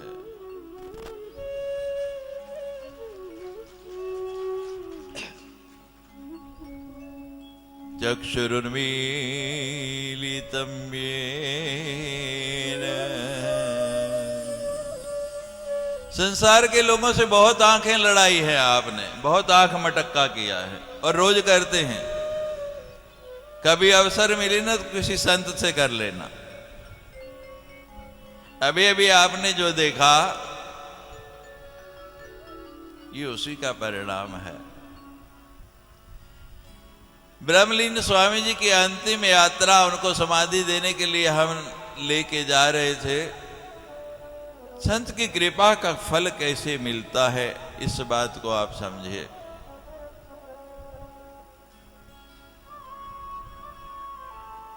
महाराज श्री साथ साथ चल रहे, मेरा मित्र मेरा साथी था, और बहुत लंबा रास्ता। 1998 की बात है ये, और आज कौन सा साल है? 2018। 20 साल गुजर गए, और 20 साल बाद भी आप हरिद्वार जाके अगर किसी संत से पूछेंगे तो वो कहेंगे जितना उनकी अंतिम यात्रा में संतों का जमावड़ा था और पूरा हरिद्वार जैसे चल रहा था, ऐसा आज तक कभी नहीं हुआ। ऐसे विलक्षण संत। मैंने कहा महाराज श्री जब गंगा किनारे पहुंच गए, कंकर थे, पत्थर थे, चला नहीं जा रहा, और नंगे पांव महाराज जी चल रहे, मैंने कहा महाराज जी अब तो पहुंचने वाले खड़ाऊं डाल लो। कहीं नहीं, खड़ाऊं नहीं डालूंगा, मेरा साथी नंगी पांव जा रहा है, चला नहीं जा रहा। मैं निकट हुआ तो आपने देखा जैसे अभी मेरे कंधे पर हाथ रखा, कहते मेरे साथ साथ चल, और लगभग जितना रास्ता बाकी था वो ऐसे ही कंधे पर हाथ रख के चले, और इतना बड़ा प्रसाद उन्होंने मुझे दे दिया, कितनी बड़ी कृपा कर दी, उसकी अनुभूति आपने देखी। सालों पहले डेट लेनी पड़ती है तब भी समय नहीं मिलता, कैसी चल के आए। और देखिए इस कार्यक्रम के लिए मैं निमंत्रण देने जाने वाला था, उनको भरतपुर में उनकी कथा चल रही थी। तो हमारे यहाँ वृंदावन से आए हुए बहुत अच्छे भागवतकार हैं, आपने उनको स्वामी जी के आने से पहले सुना है, कितना सुंदर बोलते हैं। हम यहाँ समय नहीं दे पा रहे, मजबूरी है। कितनी भागवत हो गई आपकी महाराज? 220। देखिए वो बता रहे हैं उनकी भागवत हो गई 220। उम्र कितनी होगी? अभी 20 उम्र होगी, और भागवत कितनी हो गई है? 220। और आपको सुन के हैरानगी होगी कि स्वामी जी अभी अभी गए हैं आपके सम्मुख, आपने देखा होगा उनकी वह इस हिसाब से तो कम से कम 2020 तो होनी चाहिए। लेकिन आपको हैरानगी होगी सुन के कि स्वामी जी ने अभी भरतपुर में जो पिछले महीने कथा की वो उनकी 7वीं कथा थी। कितनी कराई बहुत है, यानी मेरे जैसे जिनको कुछ भी नहीं बोलना आता, बुलवाया बहुत है और स्वयं बहुत ही कम। एक ही शब्द में इतना कह जाते हैं, ऐसा दे जाते हैं कि ज्यादा की जरूरत ही नहीं पड़ती। मैं यहां से जाने वाला, बंबई से वापस यहां जम्मू पहुंचा और शाम की ट्रेन थी भरतपुर जाना, तो मैंने फोन किया तो पता लगा कि हेलीकॉप्टर से वाराणसी चले गए। 7 बजे कथा खत्म की और वहां से हेलीकॉप्टर से वाराणसी, वहां पर कार्यक्रम था होली का। मैंने कहा कथा चल रही है और बीच में वाराणसी, तो कल की कथा कौन करेगा? बात हुई तो कहते तुम मत आना। मैंने बोल दिया तो मैं हनुमान यज्ञ में जरूर आ जाऊंगा, तुम्हारे आने की जरूरत नहीं, तुम अपना काम करो। और सवेरे पता लगा रातों रात हेलीकॉप्टर से वापस आके सवेरे फिर वहां कथा कर रहे हैं 9 बजे। कितना व्यस्तम जीवन है संतों का, किस लिए? आपके लिए। महाराज श्री यहां बैठे बैठे देखो कैसी दृष्टि बता रहे हैं कि हमारे सामने अणिमा लिखा है। इधर आप इस कथा पंडाल में प्रवेश करते हैं और सामने यहीं से यज्ञशाला का प्रवेश है। अष्ट सिद्धि रूपी 8 यज्ञशालाएं वहां बनी हैं, और पहली यज्ञशाला कौन सी है? अणिमा। महाराज श्री ने कहा कि अगर वो बोलने लगे तो विषय दूसरा हो जाएगा, इसलिए अणिमा की चर्चा नहीं की। अष्ट सिद्धि,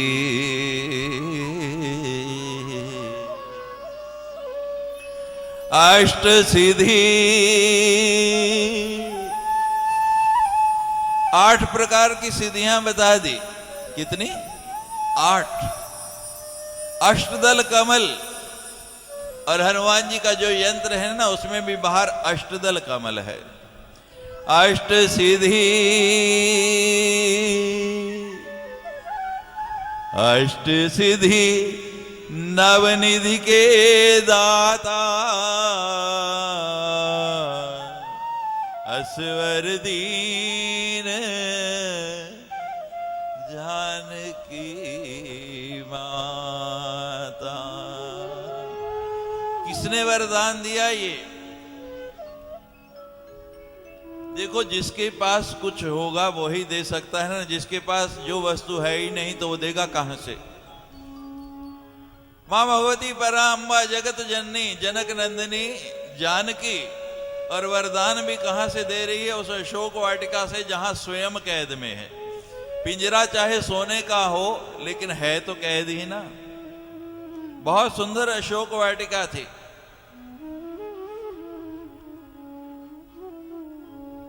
और कैद में कुछ मिलता है, लेकिन मां भगवती के पास कितना है देने के लिए।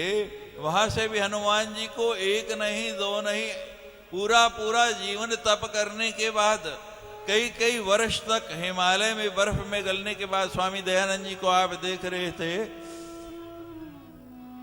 गंगोत्री में, उस सर्दी के अंदर जब केवल बर्फ ही बर्फ होती है, कैसा तप किया। आज भी आप जाके देखें, अनेक संत तब जाके कहीं बड़ी मुश्किल से कोई एक सिद्धि प्राप्त कर सकता है। लेकिन यहां हनुमान जी हमारे कैसे हैं? अष्ट सिद्धि नवनिधि के दाता, असवर दीन जानकी माता।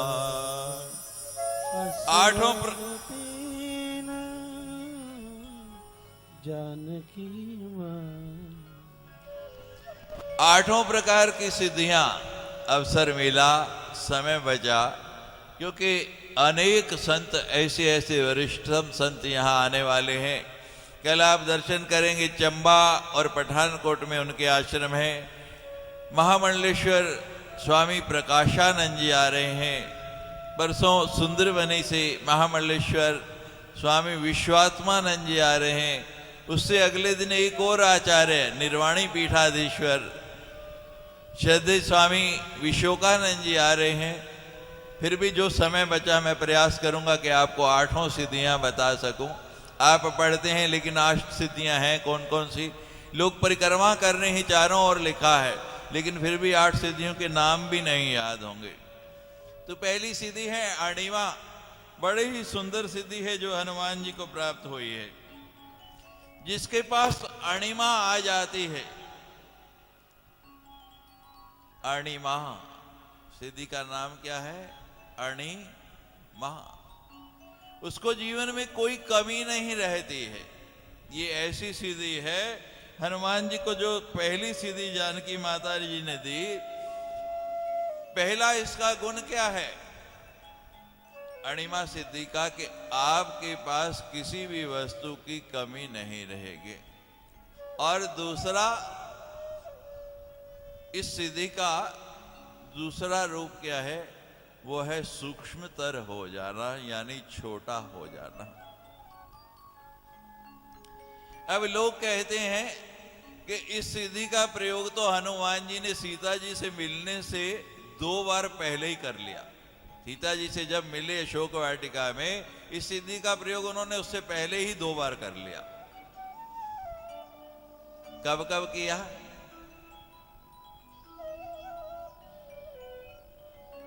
जस जस सुरसा बदन बढ़ावा,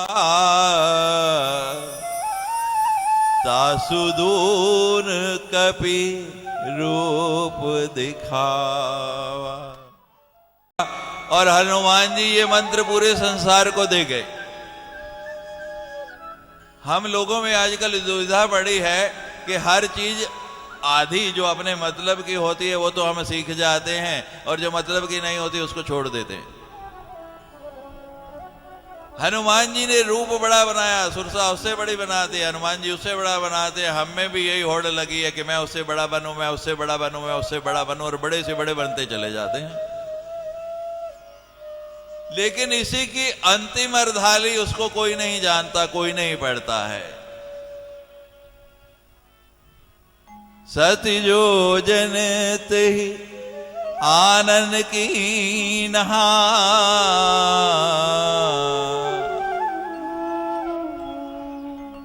उसके बाद हनुमान जी ने क्या किया? बोलिए। अति लगी रूप पवन सुत लीना। जब दूसरा बढ़ना लगे तो ज्यादा बढ़ना नहीं, क्या करना? तो इस सिद्धि का पहला प्रयोग सुरसा के सामने किया, और देखिए हनुमान जी छोटे बन गए तो परिणाम क्या हुआ? इधर हनुमान जी बढ़ते जाते हैं, उधर सुरसा बढ़ती जाती है, इधर हनुमान जी बढ़ते जाते हैं, उधर सुरसा बढ़ती जाती है। लेकिन जब देख लिया कि दूसरा बहुत बढ़ रहा है तो हनुमान जी बिल्कुल छोटे से बन गए और सीधे उसके मुख में छलांग लगाई। और इतना बड़ा मुख जब तक वो बंद करती ना, हनुमान जी अंदर पूरी परिक्रमा करके चक्कर काट के भी बाहर आ गए। कहते माता जी प्रणाम, मैं तो तुहाडे मुख च वड़ गया सी, हुण तुसीं खाया ही नहीं तो मैं की करा। जब दूसरा बने तो छोटा बनना सीखो, और जब आप छोटे बन जाएंगे तो दूसरा बेचारा अपने आप ही। और जब तक बड़े बनते रहेंगे ये कंपटीशन, ये प्रतियोगिता चलती ही जाएगी। आज भी नित्य प्रतियोगिता है। समय बहुत थोड़ा है, अणिमा के बारे में मैं आपको पूरा नहीं बता पाऊंगा। और अष्ट सिद्धियां, अष्ट सिद्धि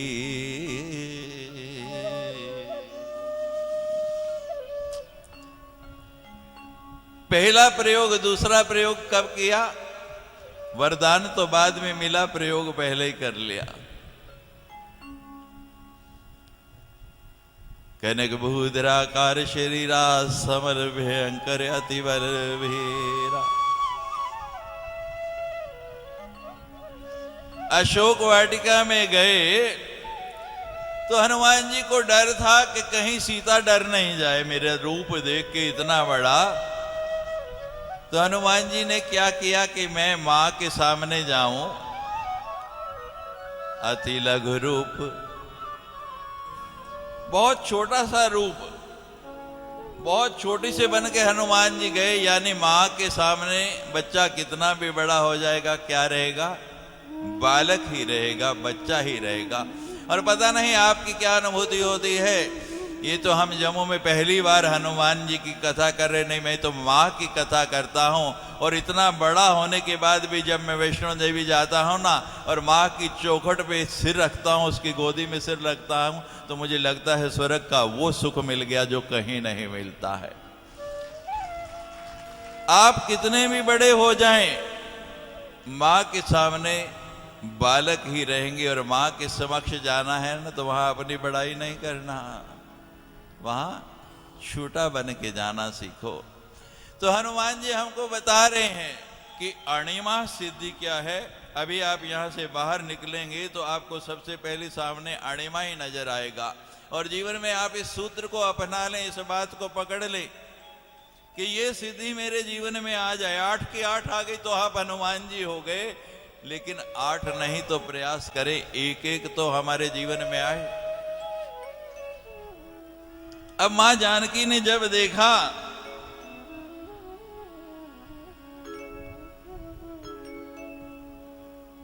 कि हनुमान जी ऐसे हैं, एक सिद्धि है, लेकिन बेटा बना लिया तो एक नहीं, उसके पास तो अनेक सिद्धियां होनी चाहिए। कहां बड़ा बनना है, कहां छोटा बनना है। लंका में प्रवेश का समय देखो, लंका में जाना है तो हनुमान जी ने क्या किया? मसक समान रूप कपि धरि, लंके चले सुमिर नर हरि। एक मच्छर जितने छोटे बन गए। और परिणाम क्या हुआ? छोटा सा मच्छर बनने से इतनी बड़ी लंकनी को भी उनके चरणों में गिरना पड़ा। जीवन का सूत्र, पहली सिद्धि जीवन में ये आ जाए, ये हमें समझ आ जाए कि कहाँ बड़प्पन दिखाना है और कहाँ हमें छोटा बनना है, तो इतने से ही आपका जीवन सफल हो जाएगा। आज दूसरा दिन बीत रहा है, कल तीसरा दिन आएगा। एक सिद्धि के लिए एक एक दिन भी नहीं बचा, लेकिन फिर भी प्रयास करें कि हम हनुमान जी से उनका जो हेम शैलाभ देहम स्वरूप यहाँ प्रकट हुआ है, याचना करें कि एक एक सिद्धि आपको तो माँ भगवती से मिल गई है, हमें भी इनमें से कुछ प्राप्त हो जाए तो हमारा भी जीवन धन्य हो जाएगा। आरती से पहले कुछ क्षणों के लिए आइए कीर्तन करें। श्री राम जय राम जय जय राम।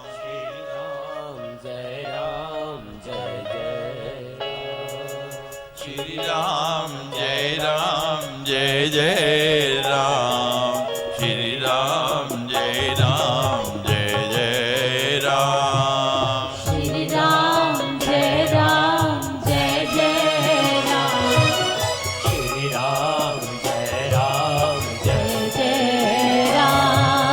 श्री राम जय जय राम, श्री राम जय जय राम, श्री राम जय जय राम। श्री राम जय जय राम, श्री राम जय जय राम। देखिए, जिसके मुख में जबान है,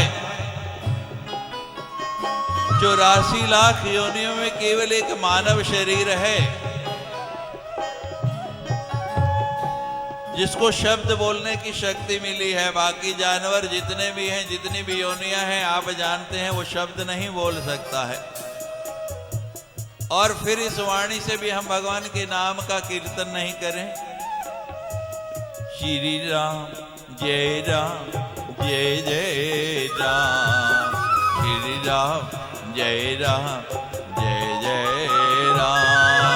श्री राम जय जय राम, श्री राम जय जय राम। श्री राम जय जय राम, श्री राम जय जय राम। श्री राम जय जय राम, श्री राम जय जय राम। ये दो हाथ मिले हैं, किस लिए मिले हैं? या तो इनसे दान करो, लेकिन कहते हैं किसी को देना बड़ा ही कठिन है। अगर दान नहीं दे सकते तो कोई बात नहीं है। कल हमारी उद्घोषिका टिक्कू जी बता रही थी कि तालियां बजाने से दिल के खून का दौरा बढ़ता है, उसमें गति आ जाती है। महाराज, खाली गति नहीं आती। मेरी आयु पता है आपको? आप देखते हैं अभी महाराज श्री विगे के हम संत लोग ऐसे बैठे रहते हैं। आप 5 मिनट बैठते हैं, कभी यूं करते हैं, कभी यूं करते हैं, बैठा नहीं जाता है।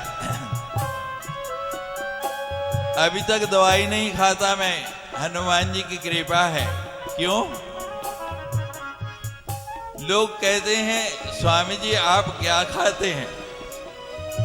औरतें आपस में काना फूसी करने, पता नहीं की खांदे ने, साढ़े ते सारे बुढ़े हो गए, तो स्वामी जी ने वे खोज है।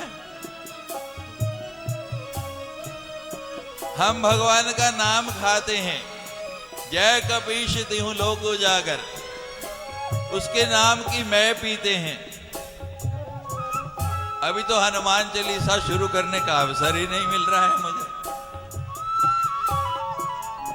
जो भगवान के सत्संग में ताली बजाता है, मेरे से गारंटी लिखा लो, यहाँ कभी रक्त का थक्का नहीं जमेगा, उसकी नसें ब्लॉक नहीं होंगी, कभी हार्ट अटैक नहीं होने वाला आपको। श्री राम जय जय जय राम, श्री राम जय जय राम।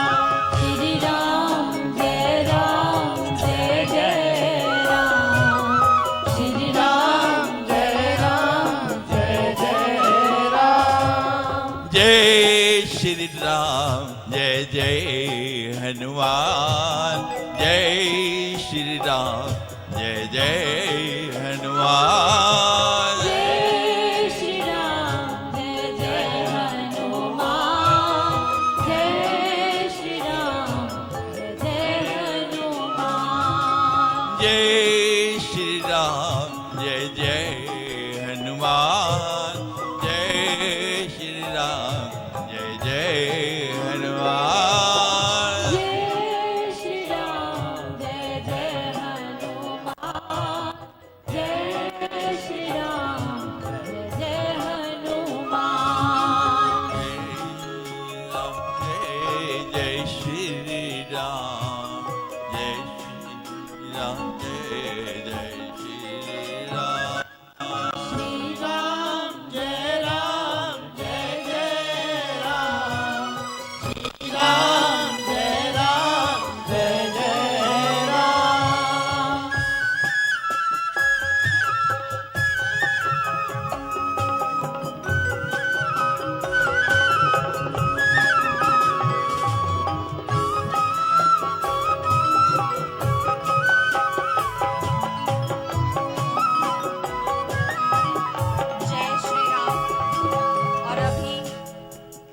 का समय हमारी नम्र प्रार्थना राजेश बसीन जी, राजेश त्रिहान जी दिल्ली से जो हमारे बीच पधारे हैं, दिनेश जी बैंकॉक से, सुकन्या चावला जी बैंकॉक से जो हमारे बीच यहाँ मौजूद हैं, S Mishra income tax commissioner, Haridatt ji Jammu से, ये सब लोग सामने यहाँ आरती के पास आकर आरती में सम्मिलित हों। हमारा नम्र निवेदन इन सब से। श्री राम जय राम जय जय राम, श्री राम जय राम जय जय राम, श्री राम जय राम जय जय राम, श्री राम जय राम जय जय राम। जय श्री राम जय जय हनुमान, जय श्री राम जय जय हनुमान। हमारा नम्र निवेदन कि इनकी धर्म पत्नियां भी इनके साथ इस आरती में सम्मिलित हों। जय श्री राम जय जय हनुमान, जय श्री राम जय जय हनुमान।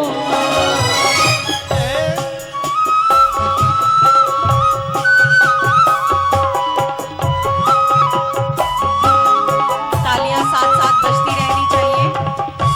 प्रभु श्री राम की कृपा हम सब पर बनी रहे, सदैव उनका आशीर्वाद हनुमान जी समेत हम पर बना रहे।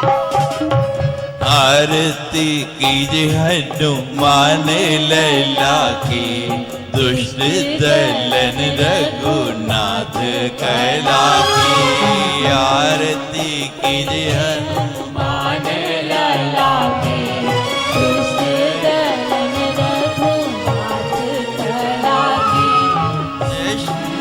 तुलसी गिरिवर कापे रोग दोष जाकी निकट ना जावे। अंजनी पुत्र महाबल दाई, संतन के प्रभु सदा सहाय। जय श्री राम जय जय हनुमान, जय श्री राम जय जय हनुमान।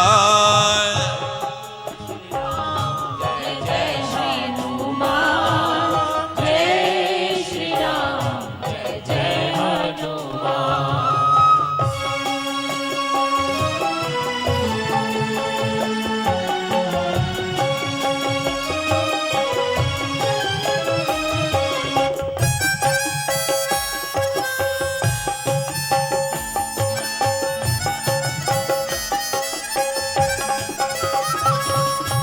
देवी रघुनाथ बैठाए लंका जारी सिया सुदिलाए।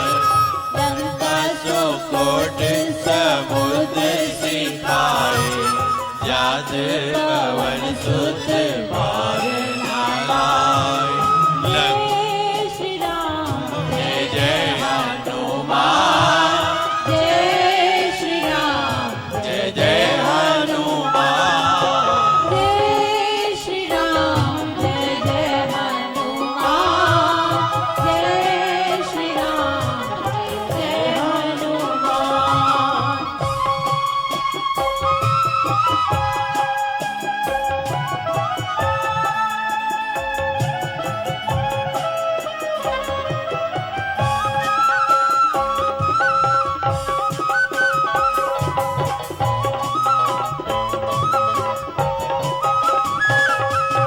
लंका जारी असुर संहारे, राजा राम के काज सवारे।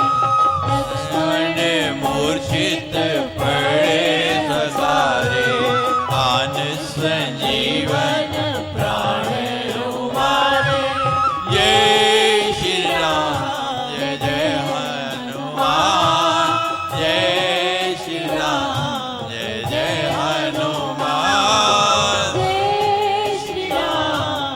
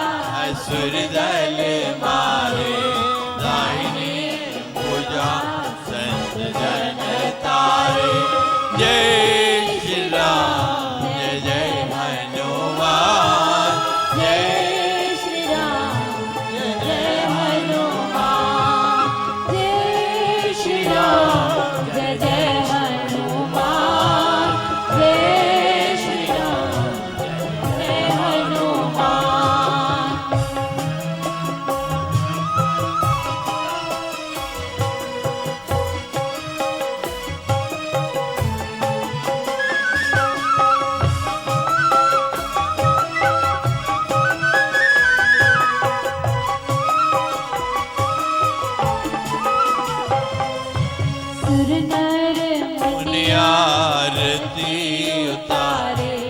जय जय जय हनुमान उचारे। हनुमान जी की आरती गावे, बसी बैकुंठ परम पद पावे। जय श्री राम जय जय हनुमान। जय श्री राम जय जय हनुमान। जय श्री राम जय जय हनुमान। जय श्री राम जय जय हनुमान। जय श्री राम जय जय हनुमान। जय श्री राम जय जय हनुमान। जय श्री राम जय जय हनुमान। जय श्री राम जय जय हनुमान। जय श्री राम जय जय हनुमान। जय श्री राम जय जय हनुमान। जय श्री राम जय जय हनुमान। जय श्री राम जय जय हनुमान। कर्पूरी गौरम करुणावतारम संसार सारम भुजगेन्द्रहारम सदा वसंतम हृदयवाणी सहितं नमामि। मंदारे माला कलिकालताय कृपाले मालंकित गंधराय दिव्यंबराय जय दिगंबराय नमः शिवाय जय नमः शिवाय अखंडानंद बोधाय शोक संताप हारिणे सच्चिदानंद रूपाय शंकराय नमो नमः। ओ श्री राम जय जय हनुमान। जय श्री राम जय हनुमान। जय श्री राम जय जय हनुमान। जय श्री राम जय हनुमान। जय श्री राम जय जय हनुमान। जय श्री राम जय जय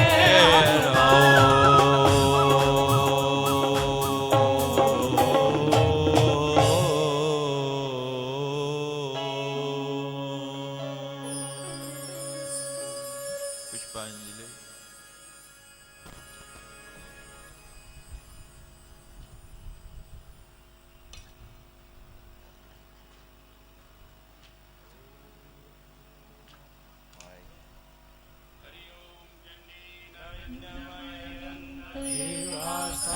धर्माणि प्रथमान्यासन्न देहनाकं महिमानः सचन्त्र यत्र पूर्वे सद्याः सन्ति देवाः। ॐ राजाधिराजाय प्रसह्यसाहिने नमो वयं वैष्णवणाय कुर्महे समे कामान् कामकामाय मह्यं कामेश्वरो वैष्णवणो ददातु कुबेराय वैष्णवणाय महाराजाय नमः। ॐ विश्वतक्षुरुत विश्वतो मुखो विश्वतो बाहुरुत विश्वतस्पात शम्भोऽभ्यान्धमति सम्पतत्रैर्द्या वा भूमि जनयन्ते दिव एकः अतुलितबलधामं हेमशैलावदेहं धनुजवनुकृशानं ज्ञानिनामग्रगण्यं सकलगुणनिधानं वानराणामधीशं रघुपतिप्रियभक्तं वातजातं नमामि। नानासुगन्धपुष्पाणि यथा कालोद्भवानि च पुष्पाञ्जलिर्मया दत्तं गृहाणां परमेश्वरः मन्त्रपुष्पाञ्जलिं समर्पयामि। बोलिए पवन सुत हनुमान की जय। जयकारा वीर बजरंगी हर हर महादेव। जयकारा वैष्णव देवी जी दा बोल साचे दरबार की जय। सदगुरुदेव महाराज की जय। कल आपने बच्चों की बहुत सुंदर गीत प्रतियोगिता का आनंद लिया। बच्चों ने बहुत सुंदर सुंदर गीत गाए।